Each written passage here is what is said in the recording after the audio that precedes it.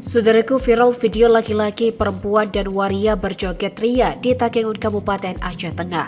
Video tersebar dan viral di sejumlah akun media sosial di kabupaten setempat. Aksi joget ria ini diduga adanya prostitusi berkedok warung berlokasi di Blang Bebangka, Kabupaten setempat. Aksi joget tersebut pun diduga telah melanggar syariat Islam yang berlaku di Provinsi Aceh, di mana dalam video yang berdurasi singkat tersebut terlihat sejumlah laki-laki dan perempuan berjoget ria layaknya dugem yang dihiasi lampu bak diskotik.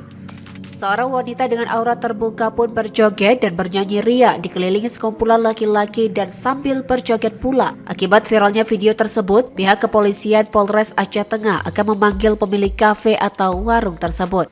Menurutnya, terkait viralnya video melanggar kanun syariat Islam, Satpol PP dan WH akan menindak tegas pelanggaran syariat Islam tersebut.